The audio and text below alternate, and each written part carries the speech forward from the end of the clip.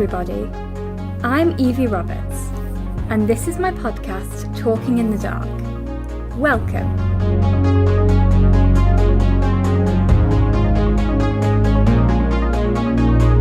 The aim of this podcast is to raise awareness about blindness, visual impairment, and disability in general, in a happy and light-hearted way.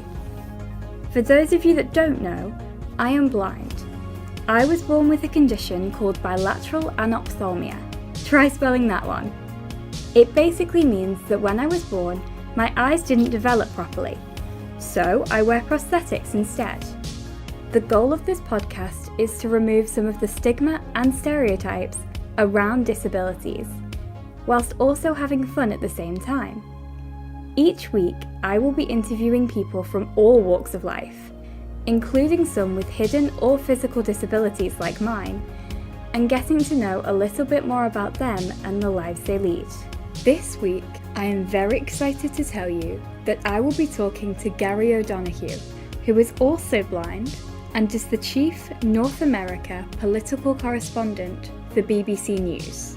My name is Evie Roberts, and this is my podcast, Talking in the Dark. Welcome.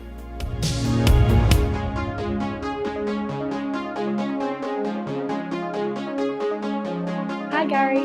Hi, Evie. How you doing? I'm good, thanks. How are you? Very well, thanks. How's your day been?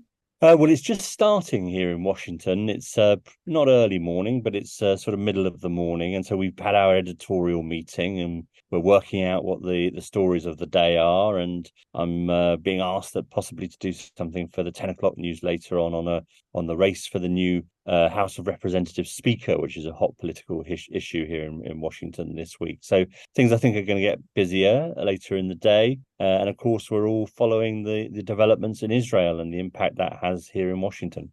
Mm-hmm. Yeah, definitely. So I know that you're very busy, so thank you so much for coming on the podcast. It's lovely to meet you. Great to be here. So can you begin by telling us a bit about what life was like for you growing up as a blind child? Sure. So my background really in terms of blindness is that when I was born with pretty poor sight. And in fact, while I was a baby, they had to remove one of my eyes. But I had some partial sight in the other eye, although it wasn't very good. And during my sort of early childhood, I had a couple of the retina detached a couple of times in that good eye. And eventually, when I was 8 years old, they couldn't fix it anymore. And that was the point. So I've been really totally blind, and I don't have any light perception or anything like that since I was 8 years old. Now, up until that point, I'd gone to a school for partially sighted children in London. But when I was 8, I was sent away to a weekly boarding school for blind children in Kent, where I spent 3 years. And then after that, I was sent to another boarding school up in Worcester, where I stayed until I was 18 after my A-levels. Right, okay. So you went to quite a few schools then. Did that impact you in any way? It's a really interesting question. I think going away to boarding school at 8 years old is quite a wrench. I think I certainly remember that being a wrench, and it's a long time ago, but I do remember the first night, being left alone there by my parents, and it was incredibly hard for me, incredibly hard for them, I must say, as well. But they were advised, and I think at the time, in the context of the time back then, they were advised rightly because it wasn't really possible in regular schools to get the kind of support that's available nowadays to people like yourself who've got a visual impairment, who are blind. The schools weren't geared up for that at all. And when blind children did stay in regular schools, they were really just left to their own devices. They fell behind. They weren't taught properly. Whereas in these blind schools, that everything was geared to obviously teaching us the way we could learn properly. And so the irony, I think, of it is that going blind, I think I actually ended up with a much better education than I would have got had I been a sighted child like my two brothers, who were at pretty poor state schools in our local area in Essex. Right, okay. So is it true that you played blind football for England at some point? That is true. Yes, that is true. Only a couple of times, to be fair. But when I was at Worcester, which is the the school, which is still there actually. Worcester it used to be called Worcester College for the Blind. It's now called New College Worcester. When I was there, we were football mad. We absolutely loved football. We played it every break time. We played it every evening because, again, that was a boarding school where you stayed for a half a term at a time, so you were there most of your life, really. And it was just at the time where sort of international blind football was starting to get going a bit. And I was one of those who was selected to play a few games for the England team. And we went to Spain and played in a tournament there, for example. And they played with a different ball to the one we were used to, which was a bit off-putting. But yeah, it was quite an experience. And I suppose that was when I was about 17 or 18 or so. Oh, wow, that's really cool. Now, I know that you work for the BBC and have done for quite some time. Can you tell me about how your career in journalism began? Well, as in many ways, like many journalism careers, by accident, I think. I mean, I didn't really when I went to university, I went to study French literature and philosophy. So I had really no intention of being a journalist at that point in time when I was 18, although I had been editor of the school magazine at Worcester. But and while I was at university, I was looking at other things, maybe doing some work in computing because I'd done a computing A level and other things like that, and thinking about maybe being a lawyer and all those kinds of things. And then because I was doing a language degree, I spent a year abroad. I lived as a student in Paris for a year, and while I was there, I somehow, and I can't quite remember how this came about, but I offered to do a couple of interviews for a program called In Touch, which is the program for blind people on Radio 4.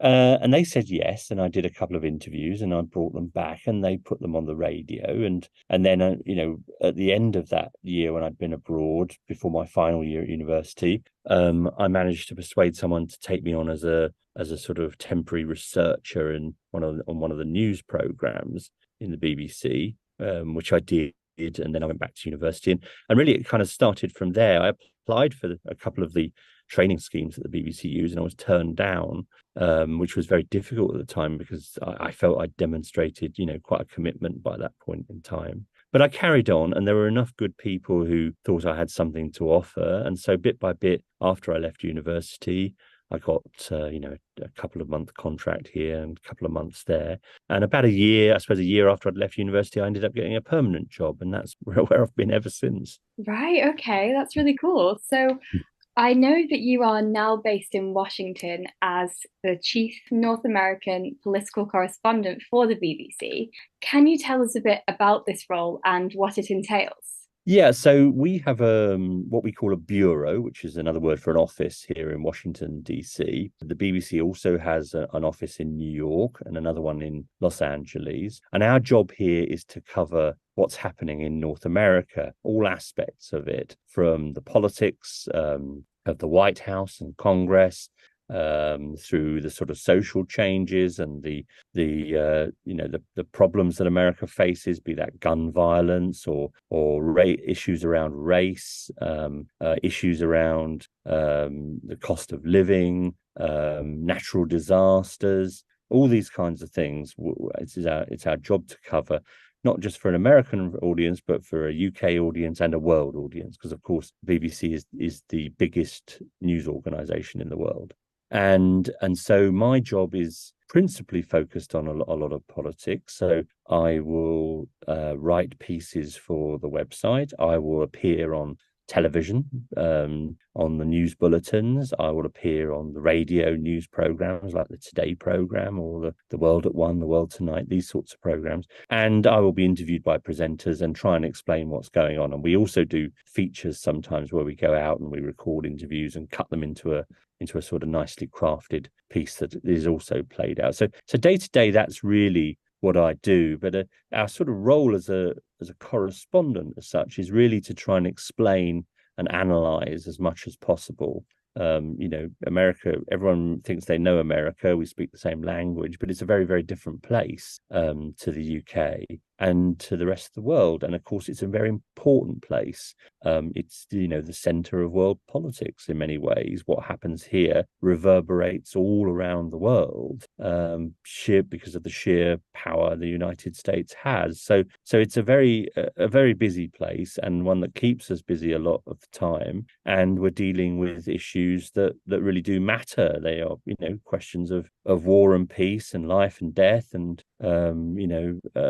prosperity and poverty. All these big issues are ones that we have to tackle here and explain to a global audience. Wow, okay. So I note that there have obviously been a number of technology breakthroughs during your career. Do you think that these advancements in technology have helped to make your job more accessible? Oh, there's no question about that at all. No question at all. I mean, I can cast my mind back to perhaps 2 or 3 years into my career when I was working as a reporter on the Radio 4 Today program, which is, the big breakfast show news program on Radio 4 in the mornings. And I was one of about 10 reporters. And in those days, if you were asked to do a story or to research something, they had a news cuttings library. So literally a room, massive room in the building where people cut up newspapers, the articles out of newspapers, and put them in paper files under certain categories and headings. And if you wanted to do some research, one of these people would photocopy snippets of newspapers onto big sheets of A3 paper. Now, of course, that's not much use to us, is it?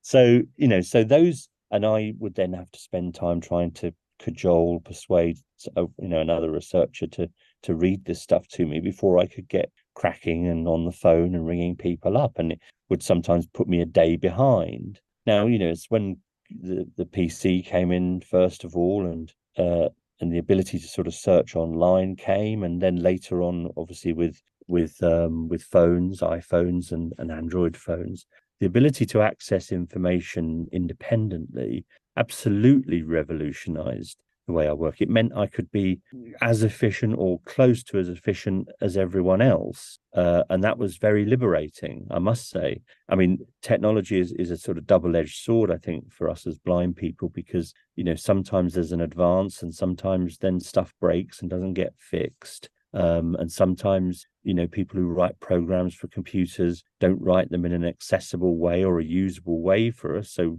we use our screen reader and we start tabbing around and it doesn't say anything, or it doesn't say anything useful. So there are all those challenges, but there's no question that technology has made my job much easier, and allowed me to do much more. And I think, I'm a tiny bit of a geek, I think, when it comes to this stuff by nature. But I think for blind people generally, they're in many ways in the working environment, they're forced to be a bit more geeky than they might be naturally, because you've got to understand, because actually most people don't understand how we use computers. They can't imagine what it is not to be able to see the whole screen, or not to use a mouse, or not to just, they just say, well, why don't you just click on that thing up there?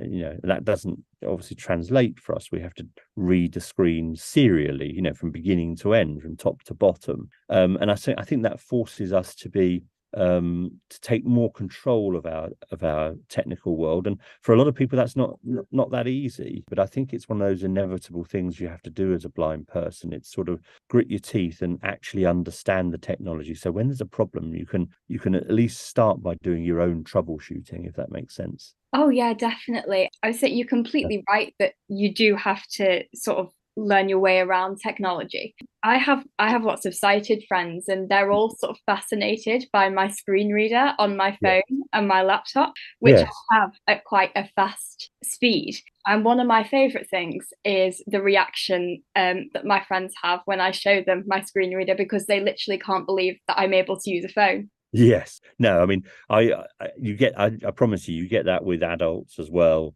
I mean, I told my boss the other day, if I took your iPhone off you, I could use it within, 30 seconds. And she didn't really believe me, to be honest. But yeah, so the one thing I would say about the sort of the digital world is that, and it's this thing about sometimes things get taken away as well. things like, we rely a lot on Twitter, or have done in the past, or X as it's now called.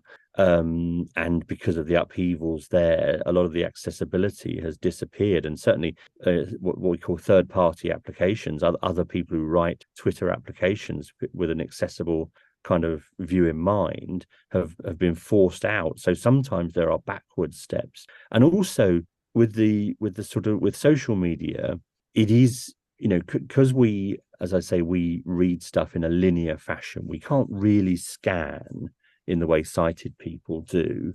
And there's so much material that sometimes it's hard for us to keep up. So I think you have to sort of develop other techniques. So, if you've got a bunch of friends who are obviously plugged into, TikTok and Instagram and stuff like that, if they see memes that are flying around that are getting a lot of traffic and a lot of interest, I'd encourage them to tell you, this is happening, because you might not be across it as much, and get them to explain what it is and what it means, because you want to be as up to speed. And sometimes our ability to use the technologies can hold us back from that understanding, given the sheer amount of information and the sheer quantity of different ways in which it comes in nowadays. Yeah, definitely. I mean, I've had cases where my friends have like sent me like TikToks, or like even when they send me pictures, and I have to ask them to actually send me a message describing it.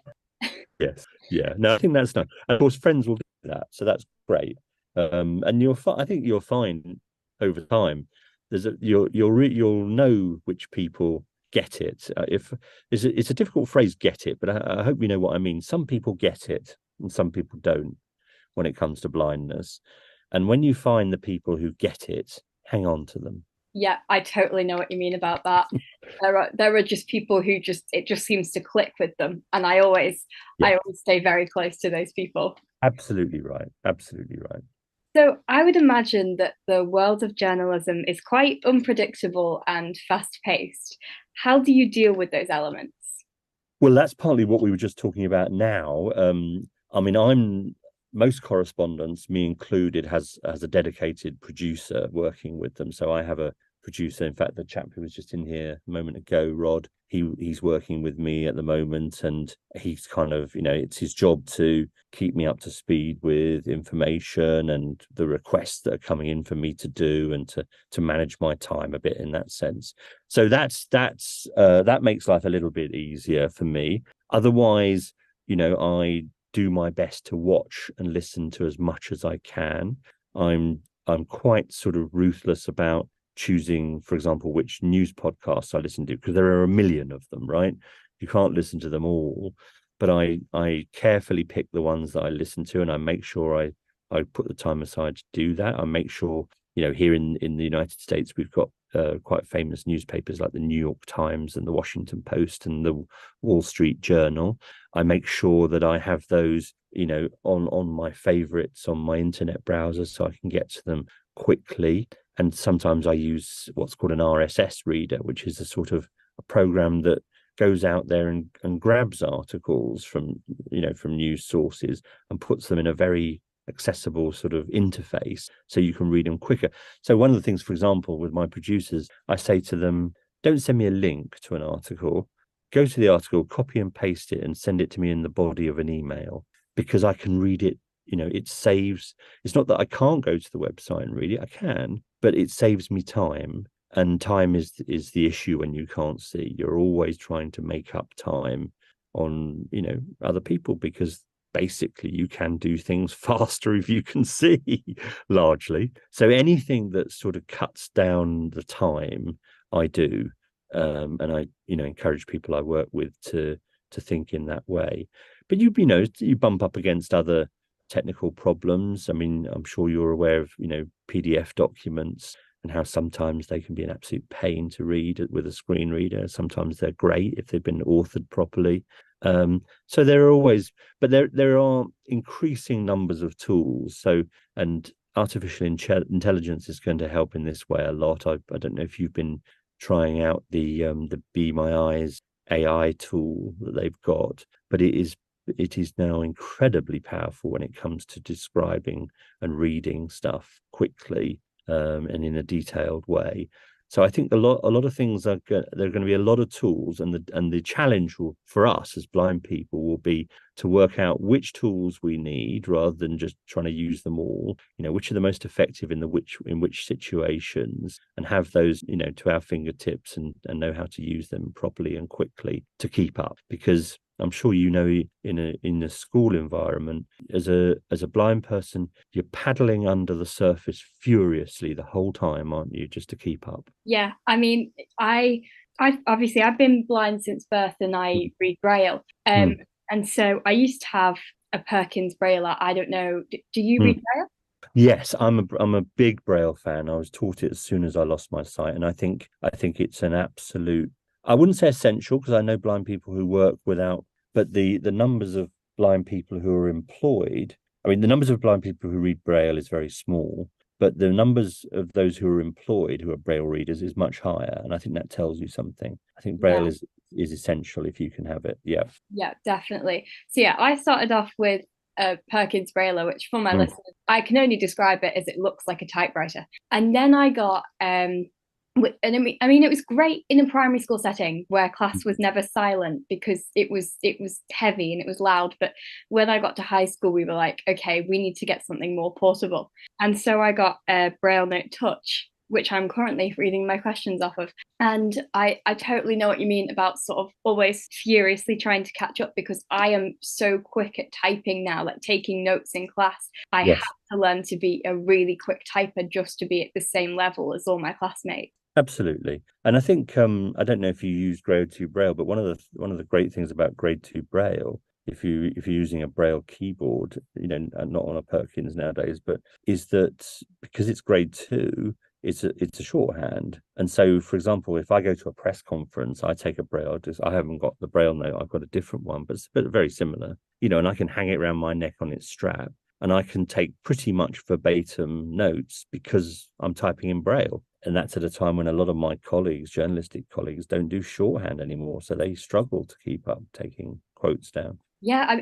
I mean, I do read grade two Braille, and it is such a lifesaver. I couldn't Yeah. imagine having to type in grade one now. No, absolutely. Well, that's great. That's really good. I think it's one of those skills that, and it will. I mean, like this interview we're doing now, where you can read your questions. If later in life, whatever role you end up in, if you're in a meeting or something, the ability to refer to notes without having to plug your headphones into a computer and try and listen to what's happening in the room, I think is a huge advantage. Oh, definitely. So I would imagine that you've had to deal with quite a few reactions and behaviors as a blind journalist. So how have you dealt with these? Yeah, I mean, this is a difficult one, isn't it? Because everyone's different, blind people and sighted world, and sometimes you do bump up against people who are unhelpful or worse, can be hostile to people with disability, and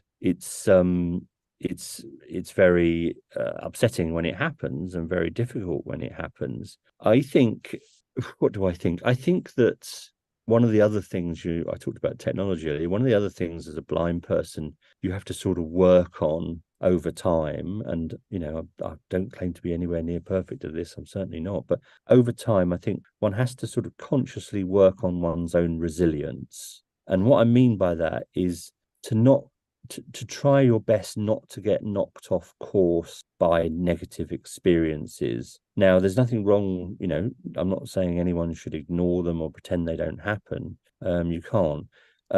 But to sort of pursue your own goals despite the difficult moments. And that's not always easy. Some days one feels stronger than other days to cope with the sort of ups and downs of not being able to see. It's not always, you can't always be consistent as a blind person, because one day is different to the other.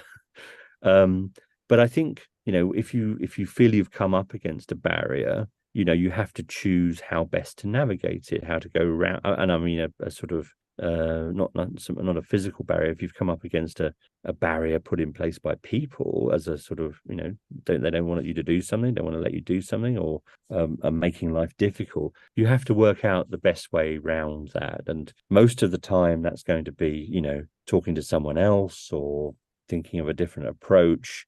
you can't press the nuclear button every time when people behave badly, because it's not worth it, and won't do your own state of mind any good, being constantly angry about difficult situations and people being difficult. But I come back to the resilience thing, because I think that's the sort of building that confidence in oneself to say, okay, this is horrible, but it's not me.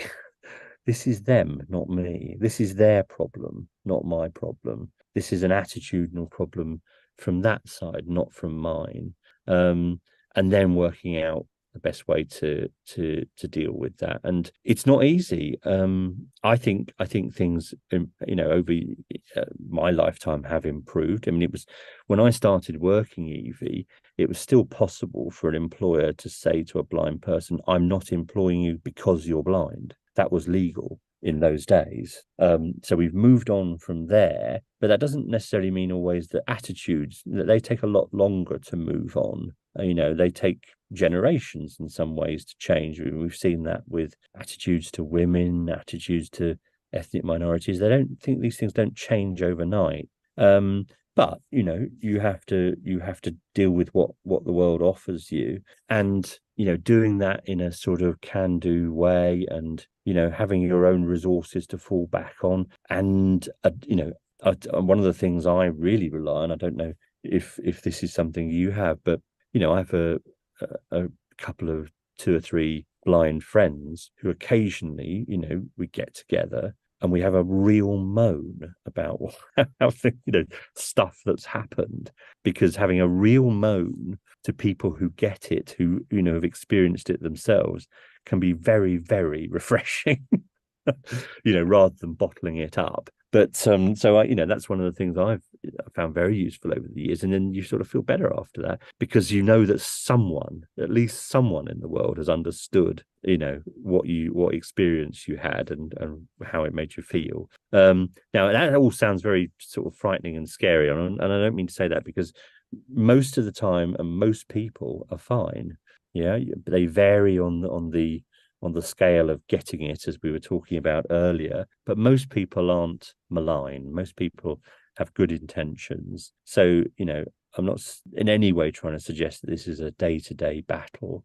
But sometimes it can be difficult. Yeah, I mean, I'm absolutely. I mean, I'm sure it can. It's really good that you have a couple of blind friends who you can sort of share experiences with. I mean, I don't have any completely blind friends. I mean, I live on the Isle of Man and we're quite a small community, but my best friend is visually impaired. So she's as close as I can get to that, and she does understand it. Yes. Well, that's great. That's great. Having someone to vent to who is a good listener and does understand, it's really important, I think. Oh, definitely. So do you think that people with disabilities are underrepresented in the media? Oh, there's no question about that. And I don't think you'd find anyone who would say they weren't, because they are underrepresented, massively underrepresented. When you think that disabled people are 20% of the population, as defined by the Equality Act, they are way underrepresented. And that's been one of the things that has been something I've talked about a lot over the years, and the ways in which it should be improved, and everyone says it should, and bit by bit there is some improvement. There has been improvement in some areas, but we're nowhere near where it should be. And it's from my point of view, it's important that the media reflects the country we live in. And if you don't see that many disabled people in dramas or in news or in entertainment shows, if you don't see many of them, then the broadcasters and the newspapers are not reflecting the country as it is. And to me, that's doing their readers, their listeners, their viewers a disservice. Oh, yeah, I 100% agree with you. So, my final question for you: what has been your proudest moment in your career?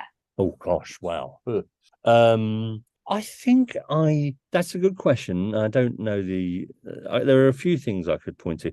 I mean, I remember, for example, when I was actually very early on in my career, I did a solo trip to Australia for the Today programme, and went for 3 weeks and gathered material for 3 different reports and did it all on my own. And that was when I think I realised you can do this.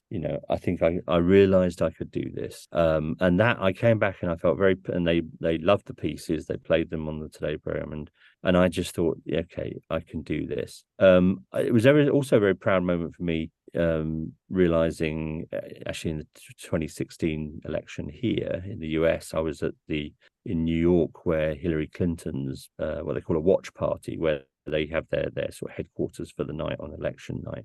And I remember, I mean, it was an extremely dramatic night, obviously, because she lost, and it was a big surprise. But I do remember pinching myself and thinking, look, a long time ago, you were, a small child in Essex, and, mum and dad weren't particularly privileged. My dad was a taxi driver. My mum worked behind a bar, and you've grown up with a disability, which has not always been easy. And look, here you are, you're reporting on the outcome of the American election in New York City. And I remember feeling very proud of what I'd achieved at that point in time as well. So there's been a few kind of moments like that. I get a lot of pleasure from, at the end of the day, if I think I've done a good job, and gone on the 10 o'clock news and done a good turn and explained something I think pretty clearly, and done something for our audiences. That gives me a lot of pleasure as well. So there's a whole bunch of things that really come into that category, I would guess. But yeah, traveling independently, I was really pleased with myself for being able to do that, and I thought that was the time when I thought, actually, you'll be all right.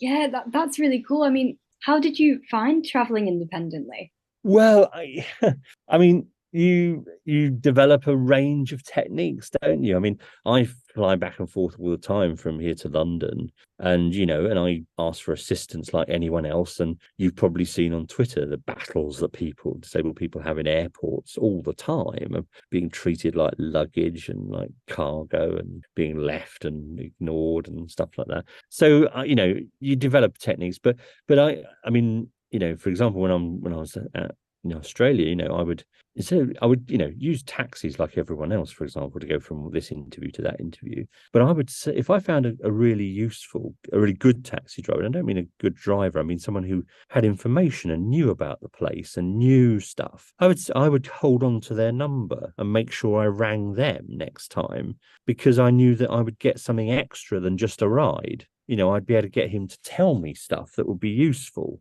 for example. So I do things like that. It's a similar idea to what we mentioned earlier about, when you find good people, hang on to them. Oh yeah, definitely. So that's everything I wanted to ask you. Thank you so much for coming on the podcast. It's been so lovely to meet you. Oh, it's a great pleasure, and I hope the podcast is going really well. I think it's an amazing thing for you to be doing, and you're obviously a pro already. Oh, I don't know if I'd go that far, but thank you. And thank you to my audience for listening, and I will see you all next time.